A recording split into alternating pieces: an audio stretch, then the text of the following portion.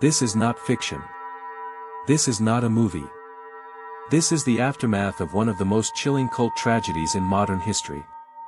A story of faith twisted into obedience, obedience into fear, and fear into mass death, all hidden behind the promise of salvation. But how did ordinary people end up here, cups in hand, willing to drink their way into the grave? Before the world called them victims, they were mothers, fathers, children, neighbors. People who laughed at dinner tables, sang hymns, and dreamed of better lives. Welcome to the Crime Ledger, where every page reveals a mystery. Before we dive in, write in the comments section where you are watching from, and if you are a true crime lover, don't forget to like, subscribe, and turn on the bell icon, so you will never miss the next true crime stories. At the heart of this tragedy was a community desperate for belonging. Many came from fractured homes, broken marriages, racial injustice, and economic despair. They weren't searching for death. They were searching for hope. That hope wore a human face, a leader who promised paradise on earth. And when he spoke, his followers believed he was the voice of God himself. The group called themselves the People's Temple. To outsiders, it looked like a church. Inside, it was something darker. Their leader preached equality, love, and justice. He denounced racism, greed, and government corruption. His sermons were electric, part gospel, part revolution. He was charismatic, convincing, impossible to look away from. And yet, as the years went by, whispers spread. Stories of manipulation. Members forced to give up their paychecks. Families told to cut ties with the outside world. And then came the rehearsals, bizarre midnight gatherings where members pretended to die, drinking what they were told was poison to prove their loyalty. The leader called them tests of faith. But in truth, they were rehearsals for something much darker. Under growing suspicion in America, the cult packed up and moved thousands of miles away, to a jungle outpost. He called it Jonestown. A new beginning. A promised land, free from oppression. But when the followers arrived, paradise looked different than the brochures. Wooden shacks. Mosquito swarms. Armed guards patrolling the GA. What was supposed to be heaven felt more like a prison. But by then, leaving wasn't an option. Inside Jonestown, his word was law. He controlled food, work, punishment, even love. Couples were split apart, children were separated from parents, anyone who disobeyed was humiliated in front of the crowd. Every night, loudspeakers blasted his voice through the jungle. His words filled the air like oxygen, making sure his people never stopped breathing him in. And then came the threats. He spoke of enemies, outsiders who wanted to destroy them. He warned of traitors hiding among them. Fear tightened its grip until every follower saw the world through his eyes. And then he introduced the idea of the Revolutionary Act. If the world came for them, they would show their defiance in the ultimate way, by choosing death. It all unraveled on a hot November afternoon. U.S. Congressman Leo Ryan flew to Jonestown after hearing alarming reports from defectors. At first, he was welcomed, a tour, handshakes, smiles. But behind the smiles, something trembled. A few brave members slipped him notes begging for escape. That night, Ryan prepared to leave with defectors. But the leader was already plotting. By morning, gunmen ambushed Ryan and his team at the airstrip. The congressman was killed on the jungle runway. And back at Jonestown, the leader told his flock the end had come. Soldiers would soon arrive, he claimed. Their paradise was under attack. And so, he called them together one last time. A large vat was carried to the pavilion. Inside, a mix of grape-flavored drink, sedatives, and cyanide. Parents were told to bring their children forward first. Some cried. Some begged. But the guards stood nearby, rifles in hand. Others, broken by fear and years of obedience, simply complied. The sound of wailing filled the jungle as the first children collapsed, convulsing in their mother's arms. Adults followed, lining up, drinking, falling. Those who refused were forced. Those who tried to flee were shot. And in less than an hour, over 900 people lay dead. But here's the chilling part, this wasn't the first time he tested them. The rehearsals had been going on for months, conditioning hundreds of people to accept their deaths as loyalty. And the question that still lingers, decades later. Did they truly choose to die, or were they murdered by obedience? Long before Jonestown became a graveyard, there was just a boy in small-town Indiana. Pale, quiet, and unnerving.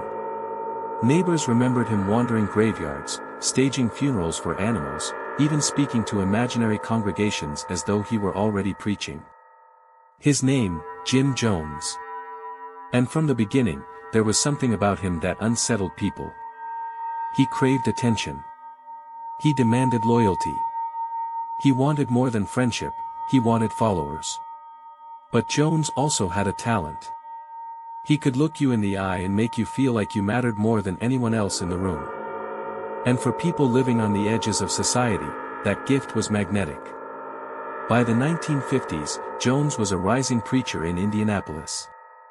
His sermons were fiery, passionate, filled with promises of racial equality at a time when segregation ruled the streets.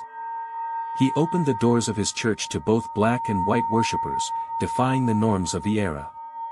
For many, he was a hero, a man of God who dared to challenge injustice.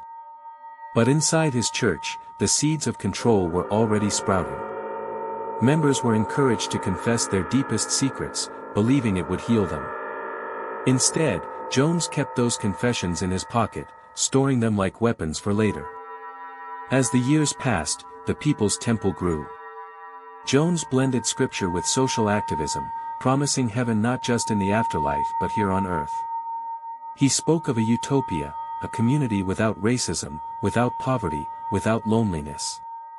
His followers called him Father. But Jones didn't just demand faith in God. He demanded faith in high. But the Mahe began staging miracles. A woman in the front pew suddenly rose from her wheelchair, except later, defectors admitted she was never paralyzed. Cancers were healed with bloody meat pulled from people's mouths, that came from a butcher shop. Still, people believed. Because they wanted to. Because hope can blind us to deception. With popularity came scrutiny. Local newspapers whispered about financial irregularities. Families of members complained of estrangement. And behind the pulpit, Jones began to reveal another side of himself. He spoke less of Jesus and more of socialism, revolution, and enemies everywhere. He claimed the government wanted to destroy them. He told his flock that outsiders were spies. To prove their loyalty, members were ordered to sign blank pieces of paper, later filled with false confessions of crimes, insurance against anyone who tried to leave. It was a trap disguised as faith. By the late 1960s, Jones sensed the walls closing in. So he moved his entire congregation west, to California, first to Redwood Valley, then to San Francisco. Here, the People's Temple grew into a political machine. Jones courted city leaders, posed as a champion of civil rights, even rubbed shoulders with celebrities and politicians. But behind the smiles and photo ops, life inside the temple was darkening. Members worked long hours, gave up their salaries, lived in crowded communal homes, and were punished for the smallest disobedience. Those who tried to escape were hunted down, harassed, sometimes beaten. The temple wasn't just a church anymore. It was a cage. Jones introduced white nights. Late at night, sirens blared and members were summoned to the church. There, Jones would announce that enemies had surrounded them. The only way out was death. He passed out cups filled with liquid. The congregation drank, trembling, waiting for the poison to take hold. After minutes of silence, Jones laughed. It was only a test, he said. Relief swept the room, but so did terror. Because if he could order them to die, and they obeyed, what else could he make them do? By the mid-70s, Jones was paranoid. The press circled like vultures, former members spoke out, and government agencies began sniffing around. He needed an escape, a place where his word could not be questioned, where no reporter, no cop, no politician could touch him. That place was Guyana. There, deep in the jungle, land was purchased. Followers were told it was paradise. They packed up their lives, sold their homes, and boarded planes. When they arrived, the reality was suffocating: blistering heat, swarms of insects, scarce food, armed guards at the perimeter. But Jones insisted this was heaven on earth. And for those who doubted, there was no going back. In Jonestown, Jones' paranoia exploded. Passports were locked away. Letters home were censored. Loudspeakers blasted his voice day and night. Children were separated from parents, forced to call Jones their true father. Couples were split apart. Punishments included beatings, humiliation, and the box, a coffin-sized hole in the ground where dissidents were locked for days. Jones himself spiraled into drugs. His speeches slurred, his rants grew erratic, but his control remained absolute. And then came the rehearsals again, the revolutionary suicides. Only this time, the cups were no longer filled with harmless liquid. He made sure of that. Jungle closed in, the world grew distant, and the followers of Jonestown sank deeper under Jones' spell. And as November 1978 approached, a visitor would arrive who would shatter the illusion, a U.S. congressman determined to see the truth for himself. But he had no idea, he was walking straight into the lion's den. November 17, 1978. The jungle hummed with unease as a small plane touched down on a dirt runway near Jonestown. Stepping off was Congressman Leo Ryan, flanked by journalists, aides, and concerned family members of Cult Follow. They had come with one mission, to see the truth for themselves. At first, Jonestown seemed like a paradise on display. Smiling children, freshly painted signs, a choir singing with radiant energy. Cameras flashed, capturing an image of harmony. But behind the rehearsed smiles, some followers trembled. Their eyes flickered with desperation. And then, quietly, secretly, they slipped notes into the congressman's hands. "Please, get us out."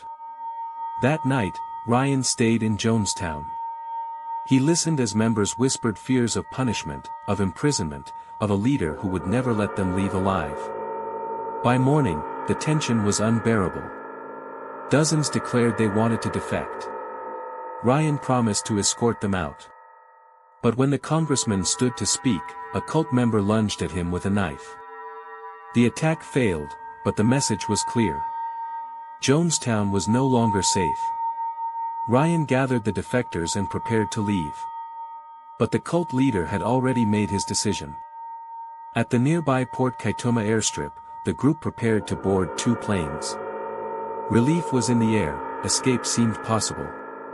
And then the roar of an engine. A tractor rolled onto the runway, carrying armed men. Gunfire erupted. Panic. People dove for cover. Cameras captured the chaos as bullets ripped through the air. When it was over, Congressman Ryan lay dead. 3 journalists and 1 defector were also killed. Survivors fled into the jungle, wounded and terrified. Back at Jonestown, word of the massacre reached the leader. His voice, heavy with drugs and paranoia, crackled over the loudspeakers. "They'll come for us now. There's no escape. The only way out is revolutionary suicide." A massive vat was carried into the pavilion. Inside, grape-flavored drink laced with cyanide, sedatives, and tranquilizers. Parents were told to bring their children first. Nurses with syringes stood by. Babies cried as poison was squirted into their mouths. Mothers wailed, some collapsing beside their children. Adults followed. Some lined up willingly, broken by fear and conditioning. Others resisted, but armed guards circled the crowd. Screams filled the air as bodies convulsed on the ground. The sound of death spread like a wave through the pavilion. The jungle, usually alive with birds and insects, seemed to fall silent. And at the center of it all sat the leader, Jim Jones, watching his paradise collapse. Within an hour, 918 people were dead. Among them, over 300 children. When rescuers arrived days later, the scene was too horrific to process. Bodies stacked on bodies, cups and syringes scattered across the soil, the banner reading, "Heaven Awaits," still fluttering in the wind. Jim Jones himself lay among the dead, a gunshot wound to his head. To this day, no one knows if he pulled the trigger himself, or if one of his own did it for him. Survivors carry scars that never heal. They speak of the wails of children, the sight of loved ones collapsing, the betrayal of a man they once called father. Historians debate, was it mass suicide or mass murder? Were they willing participants, or prisoners too broken to fight back? The truth is tangled, suffocating, and unresolved.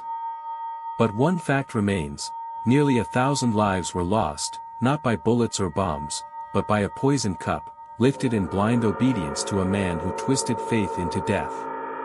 The tragedy of Jonestown remains a warning carved into history. That the thirst for belonging can become deadly when it falls into the wrong hands. That charisma can be as lethal as any weapon. And that the scariest cults don't begin with poison, they begin with promises. Did they die chasing heaven, or fleeing hell? Thanks for watching. Don't forget to like, share and subscribe for more true crime stories told like never before.